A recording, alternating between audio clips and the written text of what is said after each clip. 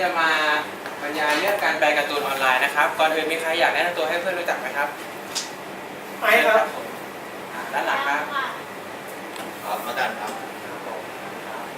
โอเคครับผมชื่อนายจรัญสารกิจนะครับเป็นผู้บรรยายก็จะมีทั้งหมด3หัวข้อด้วยกันนะครับเราเริ่มกันเลยนะครับหัวข้อแรกนะครับเป็นเรื่องของประวัติความเป็นมาของการ์ตูนออนไลน์นะครับก่อนอื่นเลยอยากให้ทุกท่านรู้จักกับคำว่ามังงะก่อนนะครับมังงะเนี่ยในญี่ปุ่นเนี่ยคนญี่ปุ่นจะใช้คำว่ามังงะเรียกสำหรับการ์ตูนสำหรับเด็กนะครับแล้วก็ใช้คำว่าคอมิกกับการ์ตูนทั่วไปแต่ว่าในต่างประเทศเนี่ยจะใช้คำว่ามังงะกับการ์ตูนทุกชนิดที่มาจากญี่ปุ่นนะครับโดยที่ในประเทศไทยเนี่ยก็ยังไม่ค่อยมีคนรู้จักคำนี้มากเท่าไหร่นะครับต้องอยู่ในวงการจะเรียกอย่างนี้นะครับโอเคเรามาที่ลักษณะเฉพาะตัวของมังงะนะครับมังงะก็คือเป็นวิธีการอ่านนะครับจะอ่านจากขวาไปซ้ายตามแบบหนังสือของญี่ปุ่นนะครับแล้วก็เรื่องของตัวละครเนี่ยจะมีหน้าตาที่เหมือนกับชาวตะวันตกนะครับแล้วก็มีดวงตาที่ใหญ่ซึ่งลักษณะดวงตาใหญ่เนี่ยมีจุดเริ่มต้นมาจากที่คุณเทสึกะ อุซามุผู้เขียนการ์ตูนเรื่อง Astro Boy หรือเจ้าหนูปรมาณูเนี่ยได้เขียนเรื่องนี้ขึ้นโดยที่เอาอ้างอิงมาจากการ์ตูนดิสนีย์นะครับทำให้มีดวงตาที่ใหญ่แล้วก็ส่งผลให้การ์ตูนญี่ปุ่นในทุกวันนี้เนี่ยก็วาดโดยที่วาดดวงตาใหญ่ตามไปด้วยนะครับต่อไปเรื่องการตีพิมพ์มังงะนะครับการตีพิมพ์มังงะเนี่ยจะมีอยู่2อย่างก็คือเป็นนิตยสารกับเป็นหนังสือรวมเล่มในนิตยสารเนี่ยจะมีรวบรวมการ์ตูนหลายๆเรื่องแล้วก็ออกมาเป็นรายสัปดาห์เป็นรายละสัปดาห์ตอนนะครับเหตุผลที่ต้องมีนิตยสารก็เพราะว่าผู้แต่งเนี่ยจะได้ทำการเรียกว่าทดสอบกระแสตอบรับนะครับถ้าเรื่องไหนที่กระแสตอบรับดีก็จะเขียนต่อไปเรื่อยๆถ้าเรื่องไหนไม่ดีก็จะตัดจบนะครับแล้วพอเขียนไปได้สักระยะหนึ่งทางสำนักพิมพ์เนี่ยก็จะรวมเล่มออกมาเป็นเล่มให้กับคนที่ต้องการสะสมนะครับชอบเรื่องนี้จริงๆหรือไม่ก็ไม่สะดวกที่จะตามจากรายสัปดาห์นะครับต่อมาเนี่ยพอโลกเราเนี่ยเริ่มมีเทคโนโลยีมีอินเทอร์เน็ตมากขึ้นทำให้มีคนเนี่ยเอามังงะเนี่ยมาสแกนนะครับแล้วก็อัพลงบนอินเทอร์เน็ตทำเป็นเว็บอ่านการ์ตูนออนไลน์นะครับอันนี้เป็นเว็บมังงะจากญี่ปุ่นเลยนะครับก็คือจะเป็นภาษาอังกฤษแล้วก็จะต้องเลือกเรื่องนะครับเลือกตอนก็จะมีหน้าให้อ่านอย่างนี้นะครับแล้วก็คือจะเป็นหน้าอ่านเป็นภาษาอังกฤษแล้วก็จะมีปุ่มให้เปิดไปหน้าถัดไปเหมือนกับการอ่านการ์ตูนทั่วไปเลยครับ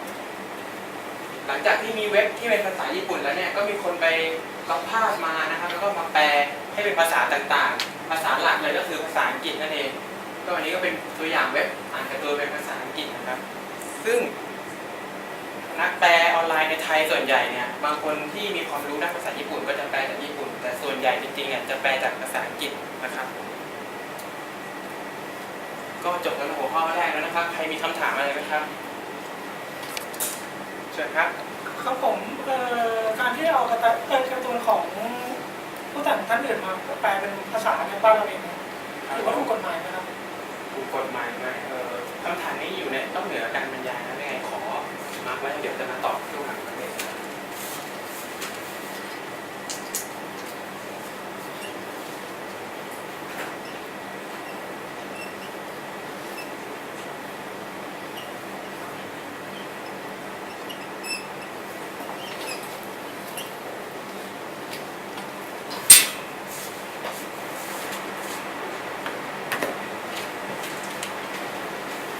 ที่หัวข้อต่อไปเลยนะครับเกี่ยวกับผู้บรรยายหลายท่านอาจจะสงสัยว่าทำไมผู้บรรยายถึงเลือกหัวข้อนี้มาพูดนะครับก็ต้องบอกว่าผู้บรรยายเนี่ยเคยทำงานตัวนี้มาก่อนนะคืองานแปลการ์ตูนออนไลน์โดยผู้บรรยายใช้ชื่อหรือหน้าปากกาแฝงเนี่ยว่าฟิกเกอร์นะครับแต่อันนี้เป็นเพจที่เอาไว้สำหรับให้คนเนี่ยมาติดตามนะครับโดยจะมีคนถูกใจอยู่ทั้งหมด 11,000 คนนะครับจริงมีมากกว่านี้นะครับแต่ว่า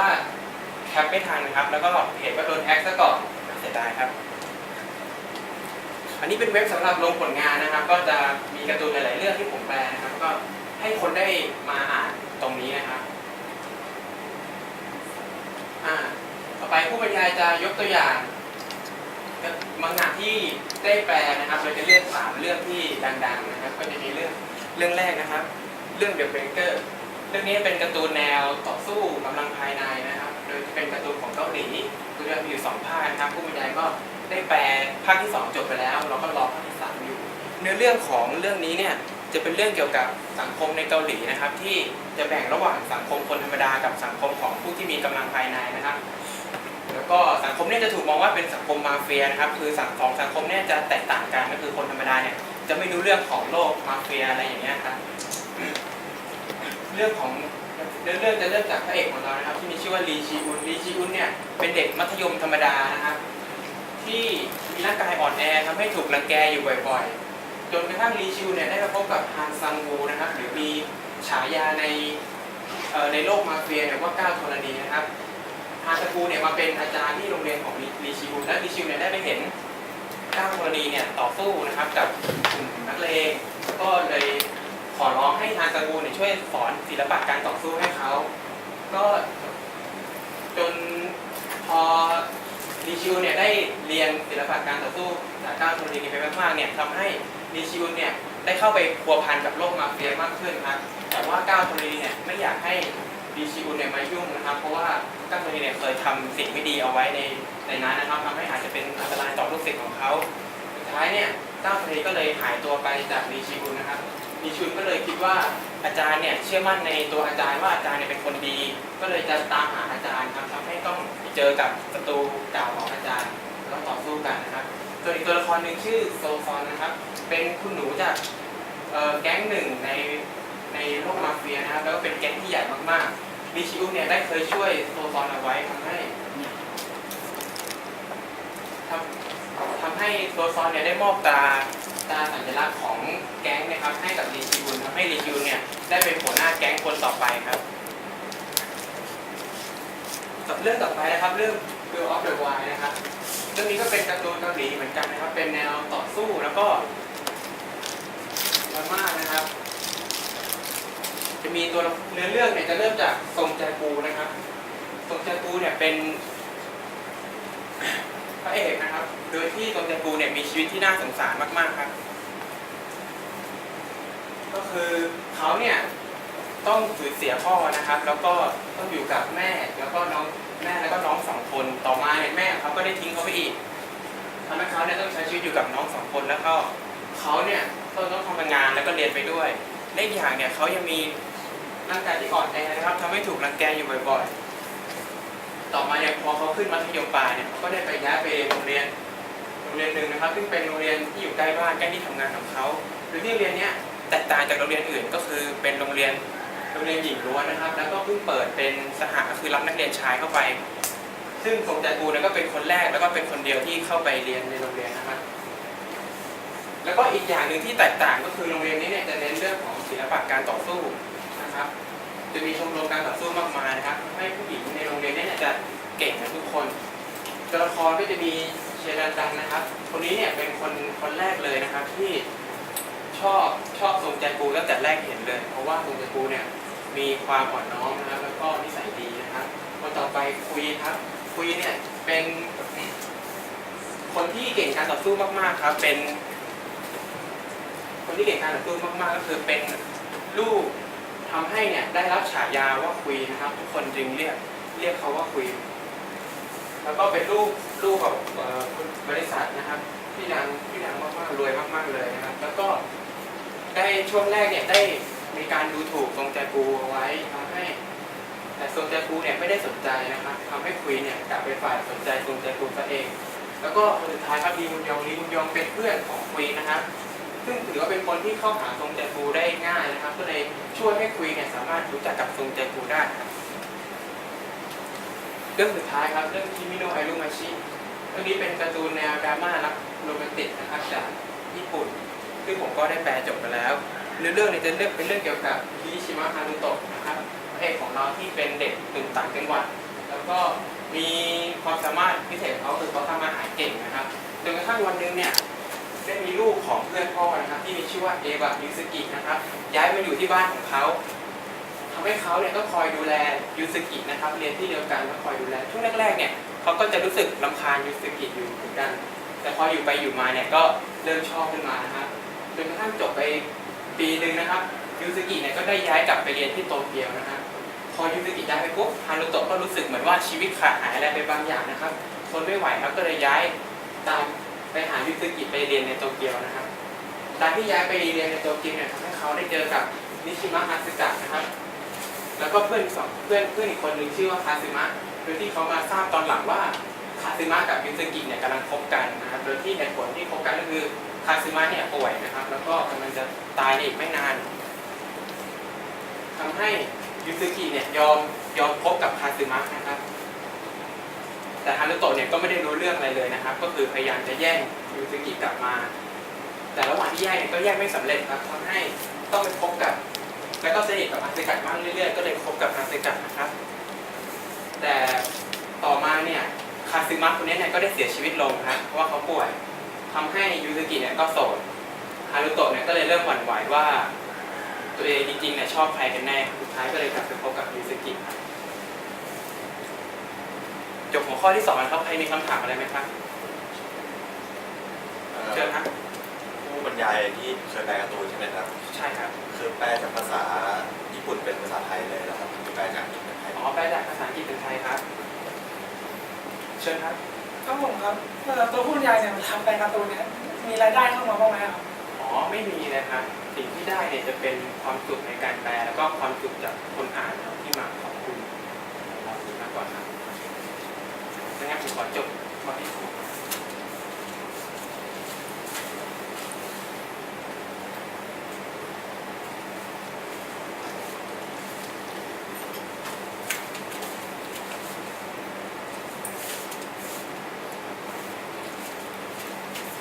ไปหัวข้อที่3นะครับข้อที่3เป็นวิธีการสร้างผลงานการแปลการ์ตูนนะครับการสร้างผลงานการ์ตูนจะมีทั้งหมดใน3ขั้นตอนนะก็คือการพรีการแปลแล้วก็การลงคำการพรีคืออะไรการพรีคือการทำให้ช่องว่างทำให้การ์ตูนช่องว่างที่เป็นต้นฉบับเนี่ยครับที่มีคำภาษาญี่ปุ่นอยู่เนี่ยเป็นช่องว่างๆสำหรับใส่เพื่อใส่คำแปลที่เราแปลแล้วนะครับโดยที่โปรแกรมที่เราจะใช้เนี่ยผมจะใช้โปรแกรม Photoshop นะครับอันนี้ก็เป็นหน้าตาของโปรแกรมนะครับส่วนเครื่องมือที่เราจะใช้เนี่ยมีแค่2ตัวนะครับก็คือ Brush Tool แล้วก็ Phone Stamp นะครับ Brush Tool เนี่ยเอาไว้สำหรับลงสีนะครับก็คือการลงสีขาวนั่นเองในช่องคำเปิดแล้วเราก็ต้องเปิดงานขึ้นมานะครับก็จะหน้าตาอย่างนี้แล้วเราก็เลือก Brush Tool นะครับแล้วก็คลิกขวาที่ตัวภาพนะครับแล้วจะมีการให้เราเซตค่าของแปลงนะครับว่ามีแปลงขนาดเท่าไหร่บ้างแล้วก็เป็นแปลงแบบปลายบานหรือปลายเข้มนะครับเราก็ต้องเซตตรงนี้ก่อนนะครับในครั้งแรกที่เราทำนี่คือที่ผมเซตไว้นะครับมันจะมีแปลงหัวเล็กหัวใหญ่นะครับในการลดคำที่ต่างๆนะครับเทคนิคการใช้นะครับก็คือให้เรากด Alternate Path และวิ่งสกอร์เมาส์นะครับเพื่อซูมภาพเข้าออกแล้วก็ในการเวลาเลือกแปลงเนี่ยให้เราคลิกขวานะครับเพื่อแต้มสีจากจุดสีขาวๆที่อยู่ในช่องคำนะครับแล้วก็มาระบายครับคำที่มีอยู่และก่อนหน้านั้นนะครับเสร็จแล้วเนี่ยเราก็จะได้ภาพการ์ตูนที่มีช่องคำว่างๆนะครับต่อไปเรื่องของการแปลนะครับสิ่งสำคัญที่ควรคำนึงถึงเวลาแปลเนี่ยก็คืออย่าแปลตรงตัวเวลาเราแปลเสร็จแล้วเนี่ยให้เราพอเราเข้าใจความหมายของประโยคนั้นแล้วเนี่ยเราก็ต้องมาคิดว่าเราจะแปลใช้คำพูดยังไงนะครับให้มันดูสนุกเข้าใจสถานะของตัวละครเช่นตัวละครเนี่ยมีนิสัยเป็นอย่างไรนะครับเช่นว่าเป็นผู้ชายที่มีนิสัยเกเรนะครับคำพูดที่เขาใช้เนี่ยก็จะเป็นคำที่หยาบเล็กน้อยเช่นคำว่าแกหรืออะไรอย่างนี้นะครับหรือถ้าเป็นผู้หญิงที่เป็นผู้หญิงเรียบร้อยเนี่ยเวลาพูดกับเพื่อนผู้ชายเนี่ยก็จะพูดคำว่าเธอนะครับเข้าใจเรื่องหรือสถานการณ์ของฉากนั้นเช่นเนื้อเรื่องเนี่ยพูดถึงสมัยอดีตนะครับคำพูดของคนในสมัยอดีตเนี่ยก็จะเป็นข้ากับเจ้าอะไรอย่างนี้นะครับแล้วก็ใช้คำอุทานที่หลากหลายในการ์ตูนเนี่ยจะมีคำอุทานอยู่หลายคำนะครับการในหน้าหนึ่งที่เราแปลเนี่ยถ้ามีคำอุทานอยู่แล้วเนี่ยให้เราใช้คำที่หลากหลายเพื่อคนอ่านเนี่ยจะได้ไม่รู้สึกว่ามันติดขัดครับลองดูตัวอย่างเล็กน้อยนะครับอันนี้เป็นภาพบนนะครับเป็นลูกสาวคุยกับพ่อนะครับลูกสาวว่า Hey Dad come on tell him already นะครับแล้วก็แปลให้มันดูเราผู้สาวเนี่ยพยายามอ้อนพ่อนะครับบอกว่าเจ้าหน้าพ่อบอกเขาไปได้แล้วนะครับส่วนพ่อก็บอกว่า well how do I put this well ก็แปลว่า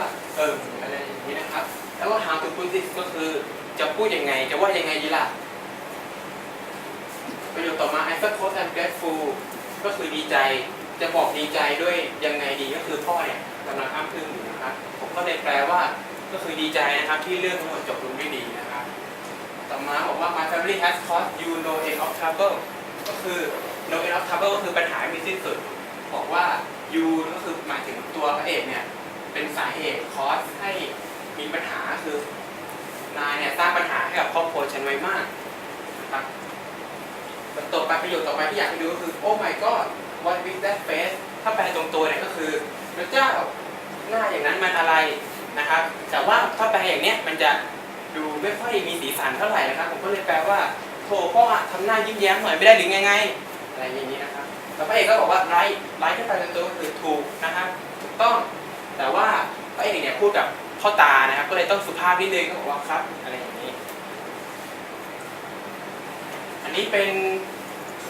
ร้านนะครับร้านอาหารที่พระเอกกับนางเอกเปิดนะครับแล้วก็มีเด็กหนุ่ม2 คนมากินร้านแต่ว่าเขามาผิดเวลานะครับประโยคที่ผมอยากให้ดูก็คือ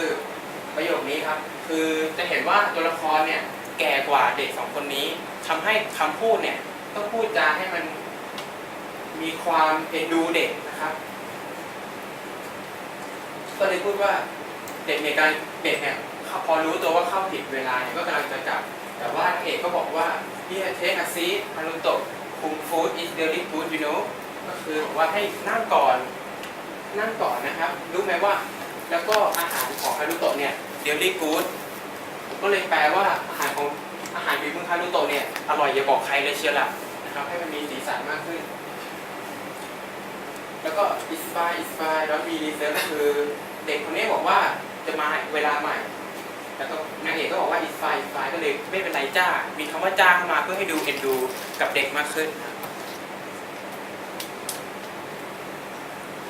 อันนี้ผมจะขอพูดถึงคร่าวๆถึงเนื้อเรื่องนะครับก็คือพระเอกเนี่ยหลังจากตามหาอาจารย์ก็ได้รู้ความจริงมากขึ้นว่าอาจารย์เนี่ยเป็นคนไม่ดีนะครับจนกระทั่งมาเจออาจารย์ปุ๊บอาจารย์เนี่ยก็ได้ฆ่าคนที่เขาเคารพไปนะครับทำให้เขาเนี่ยไม่พอใจนะครับก็เลยโกรธอาจารย์มากๆครับก็เลยไม่เชื่ออาจารย์ก็เลยเนี่ยครับอันนี้เป็นตัวอย่างถ้าคือคำอุทานก็คืออึกอักอะไรอย่างเงี้ยนะครับเราต้องใช้คำให้หลากหลายทีนี้เนี่ยในหน้าเนี่ยมีคำเดียวนะก็เลยไม่ใช้คำอะไรก็ได้นะครับแล้วก็เนี่ยจะเห็นว่าพระเอกเนี่ยโมโหมากนะครับก็เลยคำพูดก็เลยจะรุนแรงนะครับก็เลยมีคำว่าไอ้เข้าไปให้ดูว่าโกรธมากๆครับต่อไปการลงคำนะครับแต่ลงคำจะใช้โปรแกรมแต่งภาพอะไรก็ได้ใช้ Photoshop ก็ได้แต่ผมจะใช้โปรแกรม Photoshop นะครับข้อสำคัญก็คือให้ใช้ฟอนต์ที่อ่านง่ายนะครับแล้วก็ให้ใส่คำให้ออกเสียงถูกต้องอันนี้คือหน้าต่อโปรแกรม Photoshop นะครับกดตรงนี้เพื่อที่จะใส่คำนะครับที่เป็นรูปตัว T ก็จะมีคำให้ใส่เลือกฟอนต์เลือกสีนะครับเลือกขนาดต่างๆนะครับแล้วเราก็ใส่ไปเรื่อยๆซึ่งเวลาผมทำงานจริงๆเนี่ยจะเปิดหน้าหนึ่งที่เป็นคำต้นฉบับนะครับแล้วก็อีกอันหนึ่งจะเป็นคำแปลของผมทำงานไปด้วยกันครับนี่ก็จะเป็นผลงานที่ได้ครับผมจบแล้วครับใครมีคำถามอะไรไหมครับไม่มีขอพักเบรกสักครู่นะครับมีใครมีคำถามไหมครับจากหัวข้อที่ไหน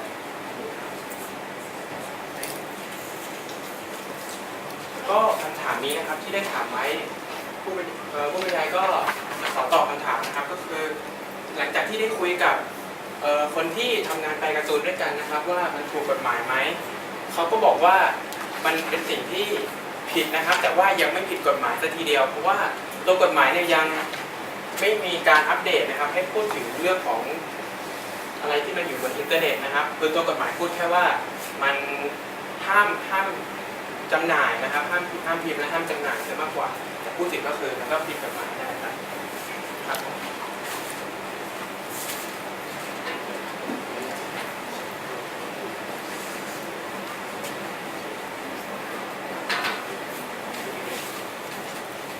จะขอแวปอัพสิ่งที่ได้บรรยายไปนะครับบรรยายจากหัวข้อแรกเนี่ยก็คือประวัติของมังงะว่ามังงะมีจุดเริ่มต้นยังไงถึงมาอยู่บนอินเทอร์เน็ตได้นะครับแล้วก็มีพูดถึงการแปลก็เกี่ยวกับผู้บรรยายนะผู้บรรยายเนี่ยเคยทำงานแปลมาก่อนนะครับก็วิธีการสร้างผลงานการ์ตูนก็คือจะมีขั้นตอนอยู่ทั้งหมด3ขั้นตอนนะครับ ซึ่งแต่ละขั้นตอนเนี่ยเราสามารถทำตัวคนเดียวก็ได้นะครับ แต่ว่าจะใช้เวลานาน ซึ่งจากที่เคยทำมาเนี่ยประมาณตอนหนึงเนี่ยครับประมาณใช้เวลาประมาณ2-3 ชั่วโมงนะครับสำหรับการวิธีการสร้างตัวหน้า